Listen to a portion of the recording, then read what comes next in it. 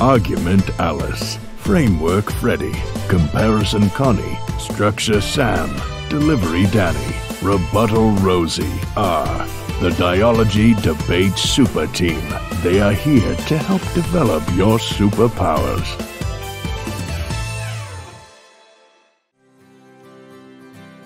Hello everyone, Argument Alice here, and today's lesson is about stakeholder analysis. Most simply put, stakeholder analysis asks a debater to identify the people or groups most affected by the topic and should answer two questions in every round.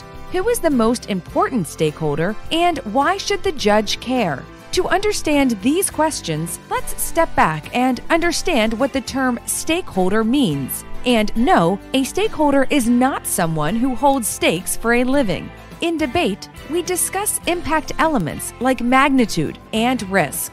Therefore, a stakeholder is someone with something to win or lose. That means that anyone who would feel the impact of our topic is a stakeholder.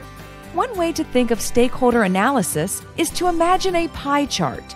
If we create a pie chart for those affected by the topic, homework should be banned in schools, there would be a large range of people. For example, students, teachers, parents, tutors, after-school programs, and even video game producers could be affected by the topic. However, just because a person or group appears on the pie chart, it does not mean they are necessarily the most important group. It is up to the debaters to persuade the judge who the most important groups are within the topic area. Often, each team mentions different stakeholders, and it's not clear why the judge should prefer one team's analysis over the other. The pro team might consider students more important, and the con team might consider teachers more important. Therefore, stakeholder analysis is more than merely stating which stakeholder your side thinks is important. Proper stakeholder analysis requires two steps. First, we have to identify the stakeholders for our team. Second, we have to convince the judge why the stakeholders are more important than the opposition. Ultimately, stakeholder analysis must convince the judge that your impacted group is more important to win the debate. So, how do we identify stakeholders? Here are 5 questions to ask yourself when thinking of who is affected by the topic. Keep in mind that there are more than 5 questions that can help guide your analysis, so find and use what works best for you. First, ask yourself, are any stakeholders mentioned in the topic? Some topics will tell you exactly who the stakeholders are. For example, the topic, schools should ban homework, could easily have been written to protect students, schools should ban homework.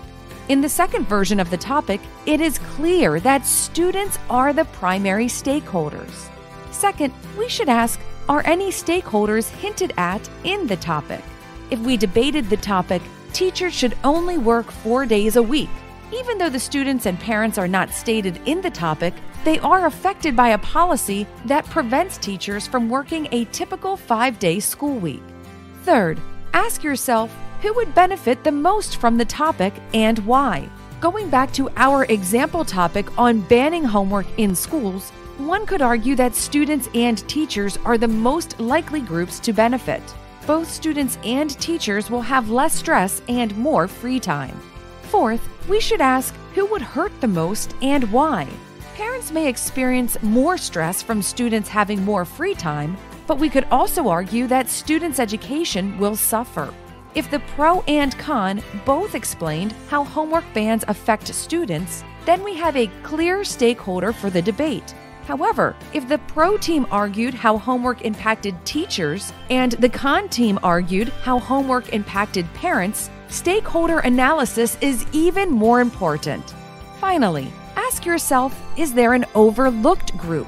While tutors or video game producers are less apparent stakeholders in the topic, it doesn't mean we should ignore them.